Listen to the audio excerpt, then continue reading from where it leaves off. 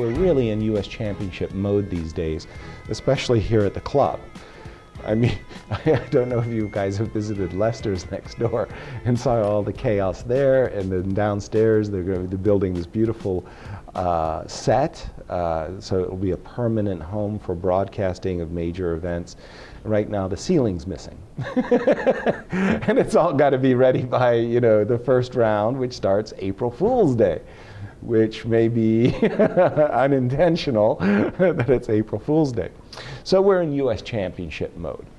And there was one game that was played in the US Championship, I think it was 2012, between Gata Kamsky and Hikaru Nakamura.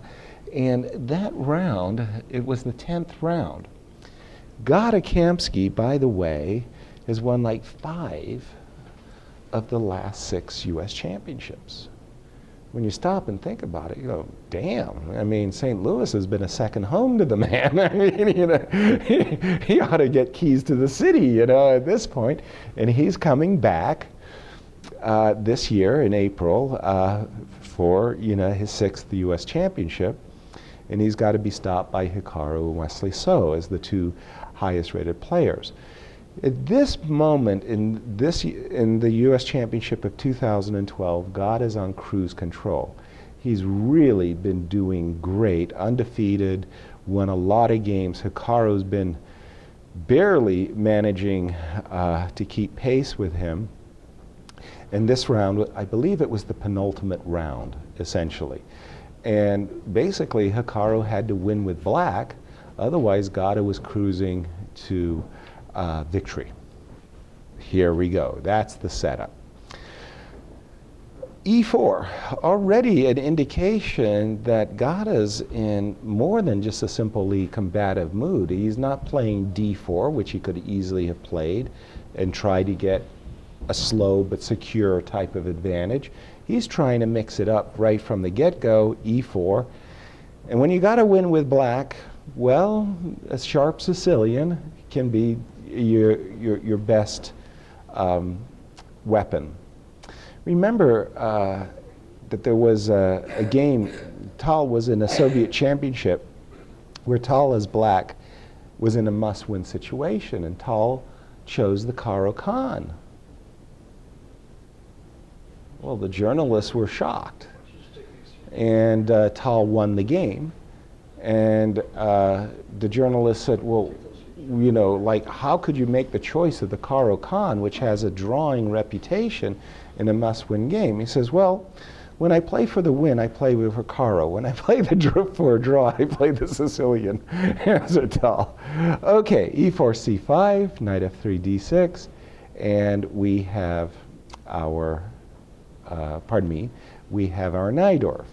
And as we know, in the Najdorf, you can go for the immense complications you might get from bishop g5, or you might play it the, let us say, the English attack with bishop g4, bishop e3, followed by f3, followed by g4, and queen d2. What all the British grandmasters from John Nunn, Mickey Adams, Nigel Short have done, hence the term English attack. Gata went for a positional approach, a2, a4, basically saying, hey, I'm just here to stop you from playing b7, b5. What are you going to do? Hikaru said, okay, well, I'll play a Boleslavsky system with e5, and there's no bishop b5 check. Let me just point that out one more time. That in this position, e5 is actually a really, really fine move. This is a great move if it wasn't for one small detail in the position. You might think that, well, the move e5 has weakened the square f5, and you're inviting the knight to f5. Well, that's not actually true. After, for example, knight f5, knight takes e4, knight takes g7 check, bishop takes g7, knight takes e4, black could get a very nice game after d5. The problem with e5 in this position is, as I've just pointed out, the square f5 is very weak, and it's because of this reason. Bishop b5 check. Now the problem is black doesn't want to trade light squared bishops because he's made a outpost for white on the d5 square. You can't play knight c6 because you'll just lose an exchange. Knight d7, knight f5. Very nice position for white. The knight is excellent on f5. The pawn on d6 is weak. And black is strongly advised, please don't play this variation for black. Hence the move a7, a6, a4, now comes e5. Now there's no bishop b5 check, there's no knight f5. White has played, there's been tons and tons of games with knight f3, knight e2, as well as knight b3. Gata chose knight f3. In a certain sense, in the Sicilians, there are certain victories that both players might have. I'm not a big fan of this retreat, knight f3. The reason is, once the knight is on f3 and it impedes the pawn on f2, there's no f2, f4, there's no g2, g4 type of Sicilian attacks that you may encounter, for example, in the English attack or the Yugoslav attack in the Dragon. So the knight on f3 is not ideal. Just in the same way that sometimes the knight on c3 isn't ideal. Sometimes you want the pawn on c4, like in a Maroczy. So in this particular situation setup, I don't like this knight on f3. I prefer the other retreats, knight b3, knight e2. That was Gata's choice. Bishop came to e7. All of these moves, by the way, whatever quibbles or criticisms I may have, is all pretty standard theory. So far, it's all theory. Bishop to e6. As we understand, there's this outpost on d5. So in a sense, both players are fighting for control over the d5 square. White is reluctant to make the capture for the simple reason that the pawn on e6 is actually very useful.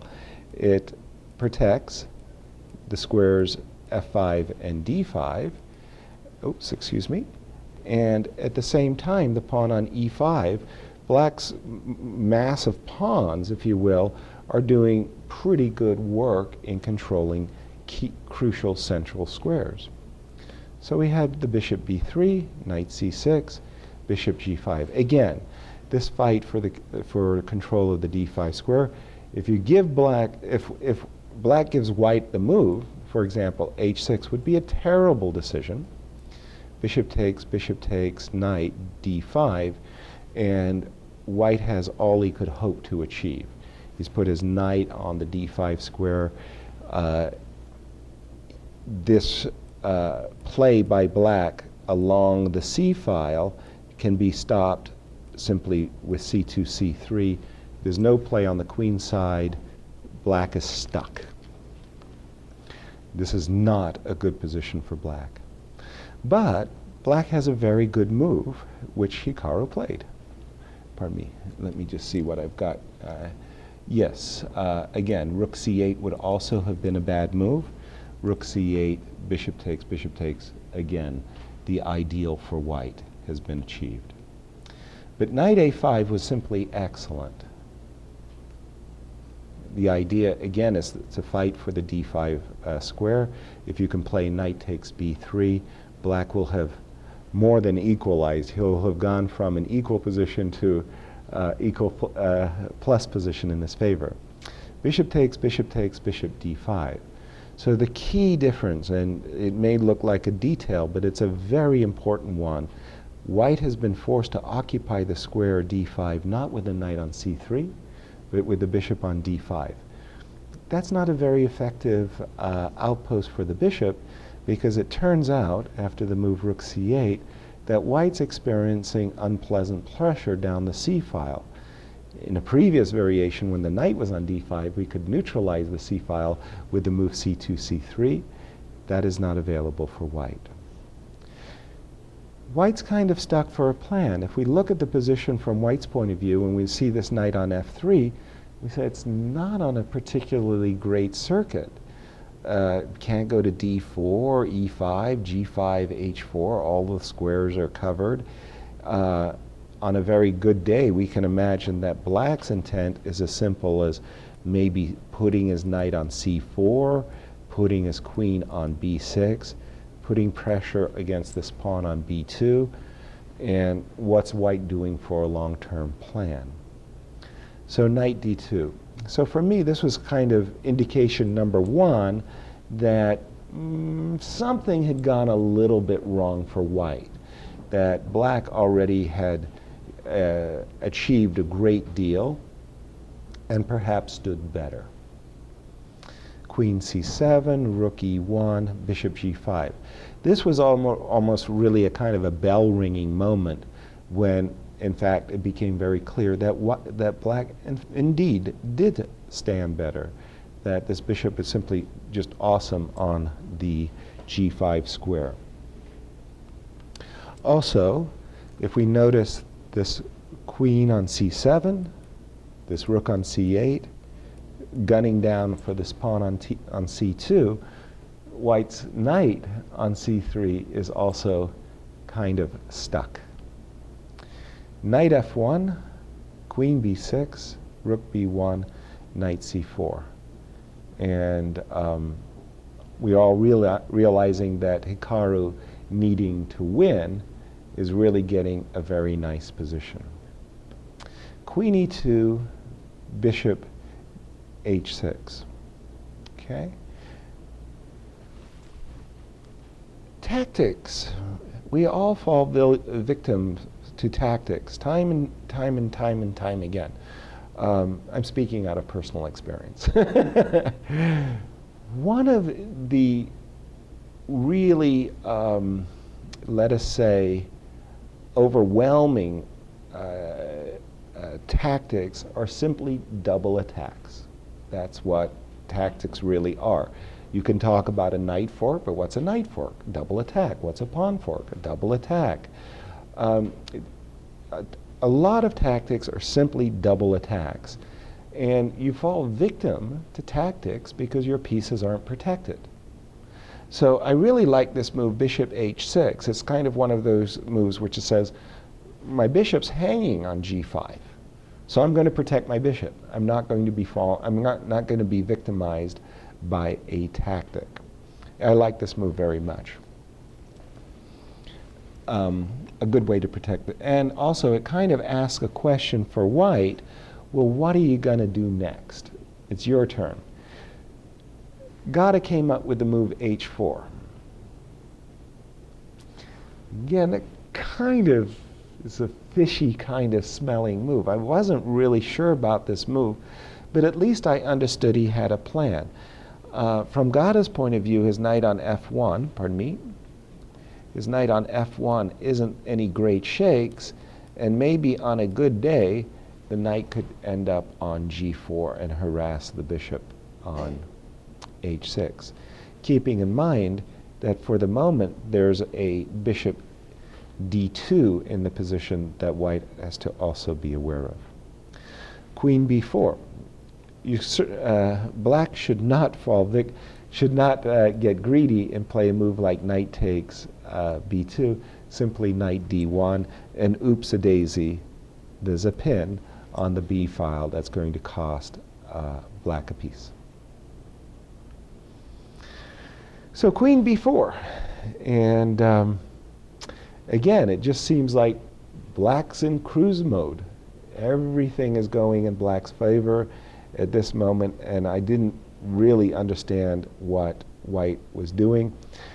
Nobody likes it, but a suggestion I might have made is, pardon me, is back here. I think it was here. Sorry, pardon me. A suggestion I might have made was bishop takes c4. I don't like giving up my light squared bishop, but at least I have a plan. My plan would be knight e3, and on a good day, I would plant my knight. Why do I keep doing that? I think I got some. I would plant my knight on d5. And I'm not happy with white, but at least I know what I'm doing. In the game, I didn't think that Gata's idea was that good. Knight b6, very, very nice move, and white's in deep, deep trouble now. In the first place, black simply wants to capture. If black can ever capture on d5 and force white to recapture with the pawn, this is a good deal for black. It means that the backward pawn on d6 on the half-open file is no longer vulnerable. The pawn on e5 is excellent, and by the way, black's rooks on the c file are excellent. In addition, there's an a4 pawn under attack. I thought white was in trouble after this move. I thought that Gata was going to sacrifice a pawn. Gata's move surprised me a great deal. He played the move bishop b3, which actually sacrifices his c2 pawn. At the time the game was played, I thought Gata was going to play rook d1 in order that after lots of trades on d5 to recapture with the rook, and after knight takes a4, queen takes a4, simply play the move c2, c3. He's a pawn down. Yes, he's a pawn down. I'm not happy about that, but at least I have some play in the position. For one thing, this pawn on d6 is certainly vulnerable. I have ideas of bishop takes and rook takes d6 while you're not looking. And also, I'll find a better circuit for this knight on f1. Maybe it'll go to h2 and g4. Gata played a sacrifice that I had not anticipated. He sacrificed the c2 pawn. It's funny. Exactly at this point, I thought everything was cruising, that Hikaru was doing great, that he had outplayed Gata from the opening, that he had won a pawn, that he stood well, and I vastly underestimated white's position, as we'll see. Gata played a5. Knight a4, which is a very understandable move. Black wants to be able to play rook c2. Now, it was exactly here that I began to understand, a little bit for the first time, that things weren't as cut and dry as I had led myself to believe. I'll just take a poll. From this position, how many of you think black's doing great and is winning? How many think white's not so bad? Not so bad. But given the choice of which side, how many would prefer black? Exactly. That was my feeling as well. But while Gata was contemplating his move, I began to have doubts. For example, in the game, Gata played knight h2, which really came as a great surprise. Like, knight h2, what on earth is that? I think everybody would have played knight d5. And I think Gata should have played knight d5. And had he played knight d5, I think this game would have been wild as can be. So, of course, the rook on c7 is hanging, and the most natural move, and perhaps the move that Gata feared, would be rook c2. But then Gata has the move queen d1. Okay. Now, if black continues with knight takes b2, winning a second pawn, it looks overwhelming until you see the move knight e7 check, king h8, queen takes d6, and then it's one of those whoa, whoa, whoa, whoa, whoa, who's attacking who kind of situations, because things have spun out of control. White has a threat of knight g6 check and capturing this rook on f8. And white could generate some substantial threats from this position. Also, one has to ask is this knight really that great? I mean, you know, standing in front of the queen like this, the tide could easily turn. So at this moment, I thought Gata would play knight d5. Instead, he played the move knight h2. And oftentimes, it's not easy for me to understand the moves of, you know, really world-class players. So rather than belligerently or prejudicially say, oops, he blundered, he didn't play the move I wanted, I'm actually forced to kind of, you know, show a little respect, just a smidge, for the players at the board and say, okay, why did he do that? Then you start looking a little bit and you say to yourself, oh my goodness, if white is able to play the move knight g4, that bishop on h6 stuck. And furthermore, if I could then play the move knight takes h6 check, doubling up the pawns on the king side, it might easily happen that black is victimized by a perpetual check, or maybe worse. Maybe the king gets sacked. So now I started to really warm up to Gata's idea of knight h2 when Hikaru played the move g6. Very understandably, he gives his bishop a secure home, bishop g7. Now comes the move knight d5, rook c2. A moment ago I was talking about queen d1. Now Gata played the move queen e3, and I understood the whole idea of chasing that bishop from h6 away so that the queen could come to e3. If black trades queens, if black in this position trades queens, takes, knight takes, rook takes, knight takes, rook here, knight here, rook takes. This is a more or less a dream position for white. All of his pieces are good. He's got this knight on d5. He's got this rook on b7. After, for example, knight c5, rook here. Sure, black has a pawn, but in this exact position, the a pawn's the most dangerous pawn on the board, and it will be in white's favor, this position. So we go back. And here I really appreciated knight c5 and the position of Gata. And the more I looked at this position, I began to wonder, wait a minute, who's better here? Like, who's better? It was from this point, unfortunately for Gata, that almost on every single move it was like he was playing second best choices or missing his real opportunities, because in a weird way, white has a really nice maneuver here that Gata has missed in the game. In the game, Gata played h5. Not a bad move, but he could have played, he could have played check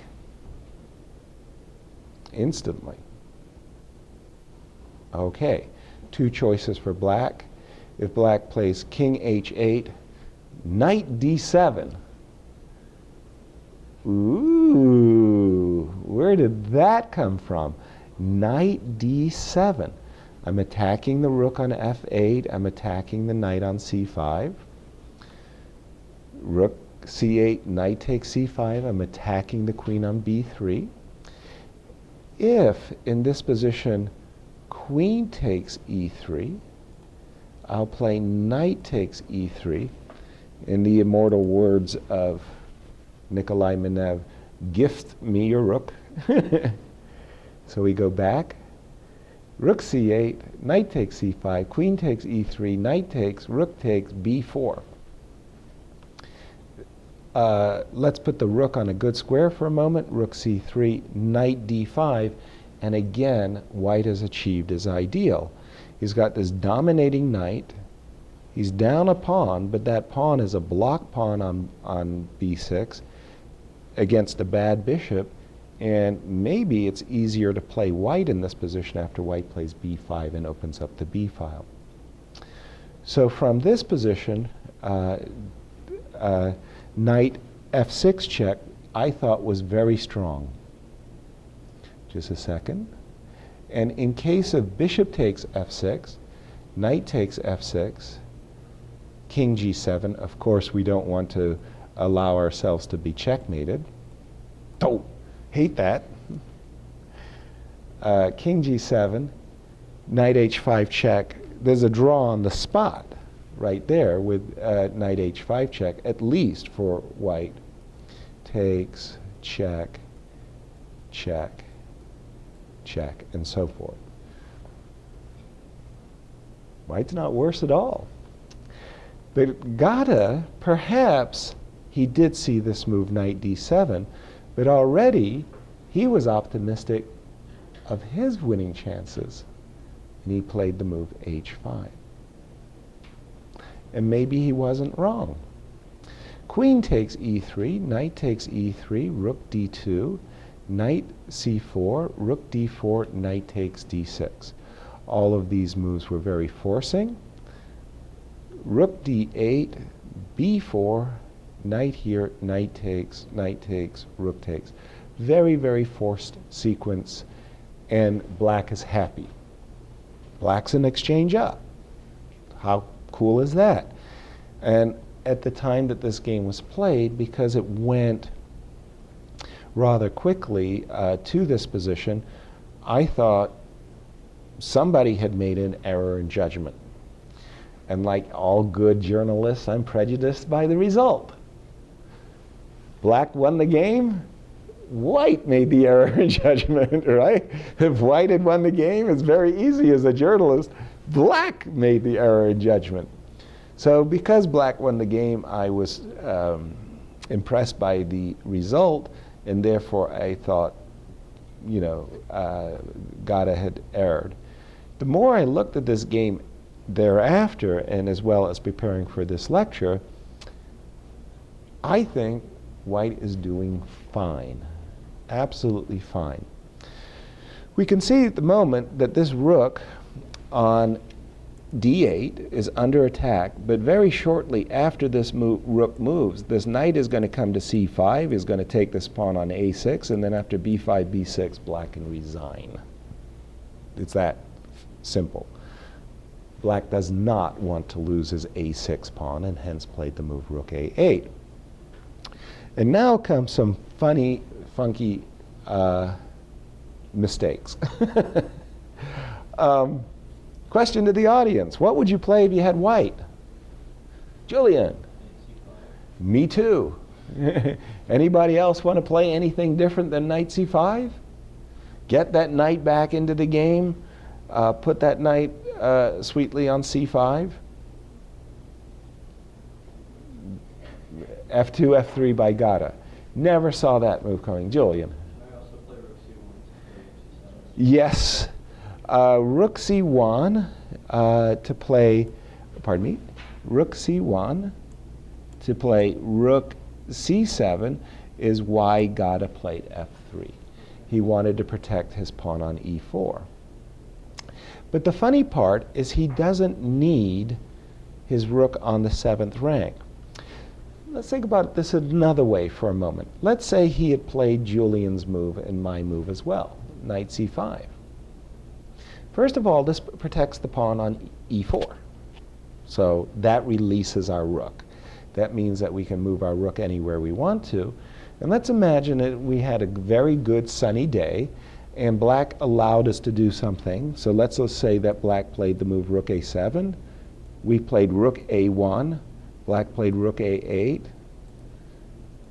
We took a pawn. And it was suddenly, dun, dun, dun, dun, dun, dun, dun, sign my score sheet, resign. Whoa. Suddenly we understand there's a very serious threat in the position for white. So let's go back here. Rook a8, knight c5 is our main move. Let's say bishop f8 in order to attack the knight. Rook h1. Ooh, how's that for a move? Rook h1. So if it's white's turn to play, what white would like to do is white would like to go knight to d7, knight on d5 to f6 check, take the pawn on g6 and mate with the rook.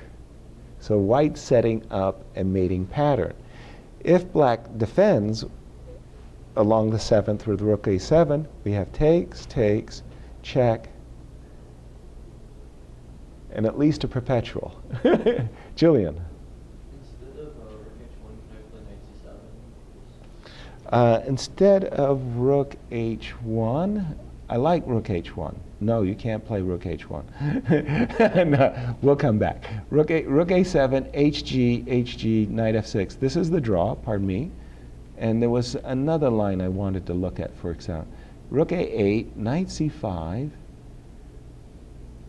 rook a7, rook a1, bishop f8, knight takes a6. And I wanted to show you just this position for a moment, because I thought it was a very funny position. It was a positional draw. It's like white's a rook down, but the two pawns are holding the bishop on a7 and the rook on b8 at bay, and I just like this position very much. It makes what the British would call a visual impression, or simply very visual. Nice. Let's go back to what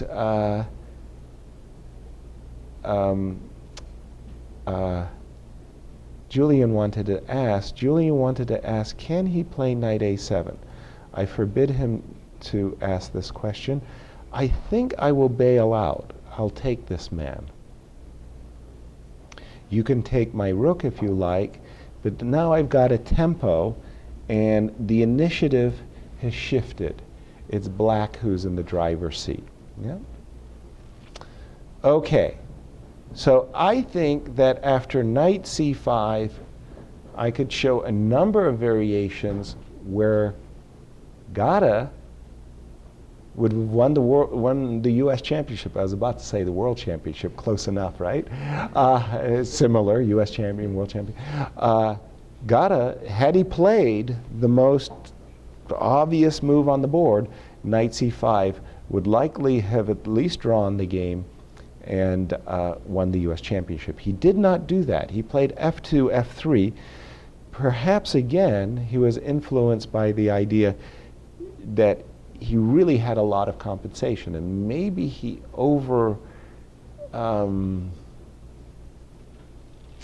he thought too much of his position. Bishop f8. Now rook c1, which was bishop takes b4. Rook c7. I think it was here that Gata missed his, maybe not his very last chance, but certainly one of his last chances. After this capture, bishop takes b4, there was really one way that white could have made black's life very difficult. And for those of you who are very familiar with checkmating patterns, you would recognize you really want to play h6. You'd really want to play h6 here as white. On a very good day, you get to go rook c7, knight f6 check, and who knows, maybe the promised land of checkmate. After h6, bishop would have dropped back, rook would have gone to c7, bishop would take the pawn, knight would play knight d6, threatening the pawn on f7. Rook would have to go to f8, then rook to a7, and after rook takes a6, these knights are really, in the position. Let's continue the line that I had looked at. f5 takes, check, here takes, knight check, knight takes. And even though black is an exchanged up, thanks to the incredibly reduced material, 2 and 1 on the king side, Very active pieces for white. Remember, there's still an A pawn on the board as well. White's chances for a draw should not be underestimated here. I think that this is more, it's not bad. It's still good for black. I prefer black, of course, but it was a good chance. After what was played in the game, however, was this. G takes H5. I think Gata missed how important this was. Now black's king is relatively safe. There's no more, harassing checks and things of that nature. Pawn isn't on H6, and black's king has king G7, king G6 when needed. Here, this is time trouble, king H3, and this was a really great move by Hikaru. Sorry, I didn't get it. Right here, rook A7. Pinning this knight on B7, and after this, I think it's game over. White's opportunities have all gone. The game continued. King takes H5, rook takes D5, bishop takes A5. Oops. Houston, we have a problem. The rook on C7 is hanging. It's in a pin. And rook E7, bishop D6, D6, A5. And away the pawn goes. White has no moves. If white plays in this position, knight D7, king F6 wins, and if he plays knight D8, king F8 wins. The D pawn is going nowhere. When the rook was hanging, could he play D6 maybe? At which moment? This now, right D6. now? D6. Ooh, sorry. D6. Why not? D6. I suspect he takes rook knight. Let's just see. Can the knight get back in time? Ooh, that wasn't good. Overwrite. Knight takes, push. How do we get back? Do we get back? I don't think we get back. Did I do it wrong? Maybe I can use the check. New variation.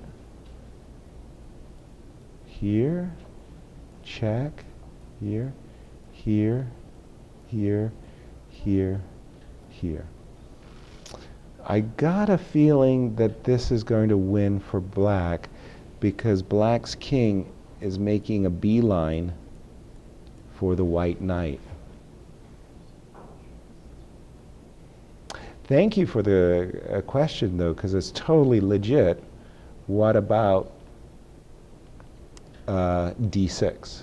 It just happened as we saw that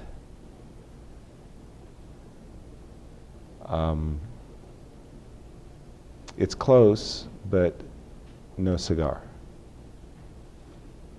Okay. So let's see, where are we? Okay, so we were back here. Takes, rook E7, bishop B6, D6, A5. King G5 was played in the game, but it's already too late. The A pawn is just going up the board. Here I thought that Hikaru played it well. He could have played King F8. I think that would have forced resignation on the spot. He played A2, check, and Gata threw in the towel. And thanks to this result, the US champion in 2012 was Hikaru Nakamura. But that was a very, very interesting matchup of styles where it looked that from the opening and from the early middle game period, black really had a lot going. White didn't have much, but once white got his knight on D5, the compensation really blossomed, and there were a lot of favorable tactics, and just on a better day and better form, this could easily have been Gata's U.S. championship as well.